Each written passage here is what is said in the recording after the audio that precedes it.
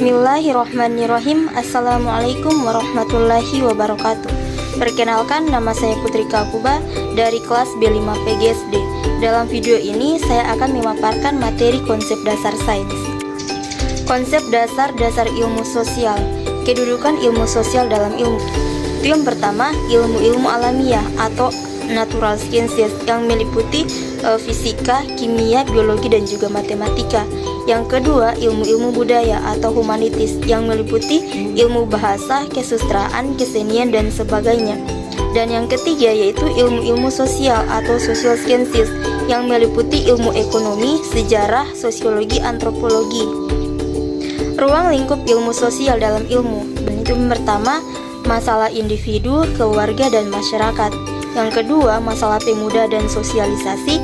Yang ketiga, masalah hubungan antara warga negara dan negara.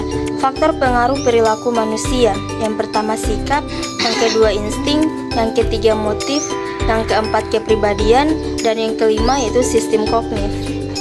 Struktur ilmu dari masing-masing cabang ilmu sosial meninjau hal-hal dalam kehidupan masyarakat yang berbeda pula. Konsep dasar cabang-cabang ilmu sosial. Konsep dasar sejarah. Sejarah adalah studi tentang kehidupan manusia di masa lampau. Konseptual yang mendasarinya yaitu konsep perubahan, konsep waktu, konsep kontinuitas.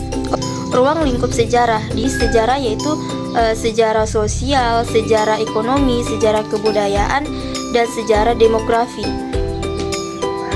Konsep dasar geografi. Geografi itu berasal dari kata geografi. Kata geo berarti bumi dan grafein berarti tulisan, lukisan, atau pencitraan. Ruang lingkup geografi. Ruang lingkup kajian geografi yang meliputi persebaran dan ketertarikan penduduk di muka bumi. Konsep dasar cabang-cabang ilmu sosial. Ada beberapa konsep-konsep dasar dalam mempelajari ekonomi dan koperasi adalah sebagai berikut. Yang pertama yaitu kalangan sumber daya, yang kedua keterbatasan sumber daya, yang ketiga kebutuhan yang tidak terbatas, keempat konsumsi. Ruang lingkup ekonomi yang meliputi ekonomi makro, yang kedua yaitu ekonomi mikro. Konsep dasar politik dan pemerintahan. Ilmu politik merupakan ilmu yang mempelajari kehidupan negara. Mempelajari negara melakukan tugasnya mencapai tujuan tertentu sesuai dengan tugas tersebut. Konsep-konsep dasar politik dan pemerintahan. Yang pertama, kekuasaan, yang kedua negara, ketiga undang-undang, keempat kabinet, kelima DPR, keenam DPA. Konsep dasar cabang ilmu sosial yang meliputi konsep dasar antropologi dan psikologi. Antropologi adalah ilmu tentang manusia dengan antropologi budaya yang berarti studi atau ilmu yang mempelajari manusia dengan perilaku sosial dan atau kebudayaan. Psikologi menurut bahasa diartikan sebagai ilmu yang berkaitan dengan proses mental baik normal maupun abnormal.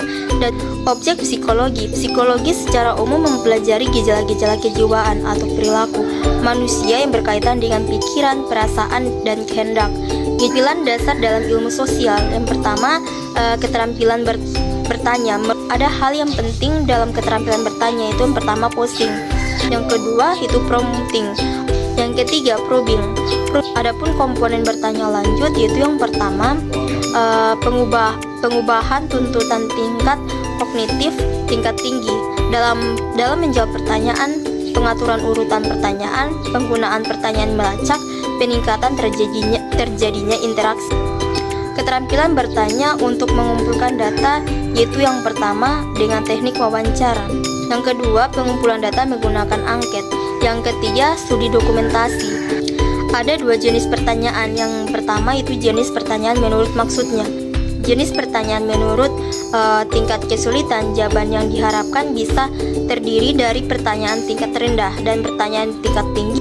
Keterampilan memperoleh, menganalisis, menyajikan, dan memanfaatkan informasi. Tujuan yang ingin dicapai dengan menganalisis data atau informasi dalam suatu penelitian yaitu untuk mengidentifikasi motif, alasan, atau sebab dari suatu kejadian. Keterampilan memanfaatkan informasi. Dalam suatu kegiatan penelitian sosial, terdapat beberapa langkah kegiatan yang ditempuh mulai dari pengumpulan data atau memperoleh informasi, mengolah data, menganalisa data, dan menarik kesimpulan.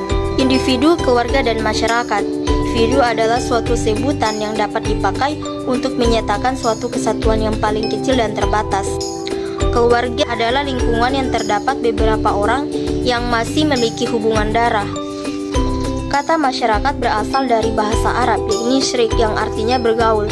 Adanya saling bergaul ini tentu karena ada bentuk-bentuk aturan hidup yang bukan disebabkan oleh manusia sebagai perseorangan, melainkan oleh unsur-unsur lain dalam lingkungan sosial yang merupakan kesatuan. Skala sosial dapat dikategorikan menjadi 4 jenis faktor, yakni faktor ekonomi, faktor budaya, faktor biologis, dan faktor psikologis. Kemajemukan agama, ras, dan etnik. Kemajemukan agama akan mengantarkan setiap orang memiliki keyakinan untuk bersama karena ia tidak hidup sendirian, melainkan berdampingan dengan penganut agama lain. Kemajemukan ras. Kata ras itu berasal dari bahasa Prancis dan Italia, yaitu raza. Pertama kali istilah ini diperkenalkan Francois Barnier, antropologi Prancis, untuk mengemukakan gagasan tentang perbedaan manusia yang berdasarkan kategori atau karakteristik warna kulit dan bentuk wajah. Itulah pemaparan dari saya. Lebih dan kurangnya saya mohon maaf. Wabillahi taufiq wal hidayah. Wassalamualaikum warahmatullahi wabarakatuh.